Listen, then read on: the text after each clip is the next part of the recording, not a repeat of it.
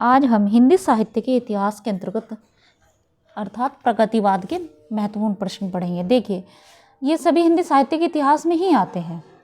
ठीक, निम्न में से कौन सी विशेषता प्रगतिवादी की नहीं है? कौन सी नहीं? कल्पना में प्रवणता नहीं है। बाकी देख लीजिए आप, क्योंकि आप कैसे प्रश्न आने लगे हैं कि इनमें से कौन सा नहीं है। तो देखें, व्यंग प्रधानता, शोषण का विरोध, शर्म में सौंदर्य, ये सभी हैं, लेकिन ये कल्पना प्रवणता नहीं है।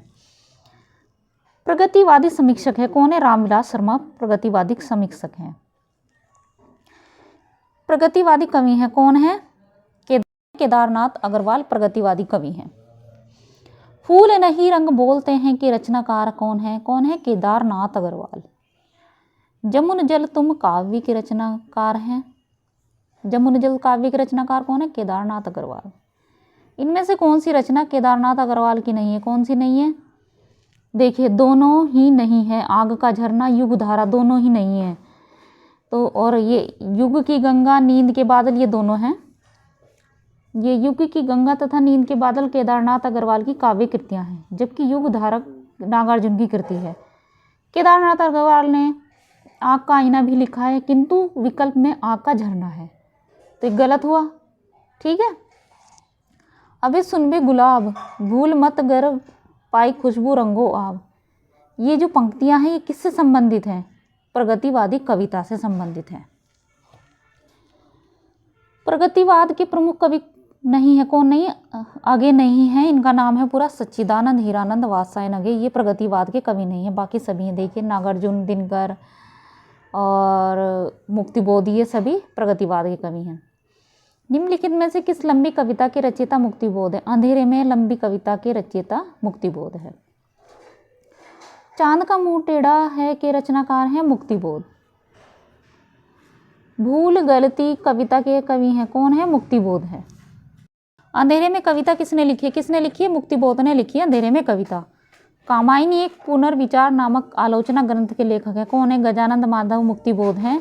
कामायनी एक पुनर्विचार, एक तो कामायनी है, अगर केवल कामायनी लिखा रहा तो जयशंकर प्रसाद की है। अगर आया लिखा हुआ कि कामायनी एक पुनर्विचार, तो ये किसकी? गजानंद माधव मुक्तिबोध की है। ठीक है।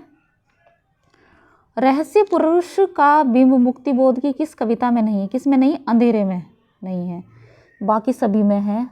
मेरे सहचर मित्र इस चौड़े ऊंचे टीले पर मुझे पुकारती हुई।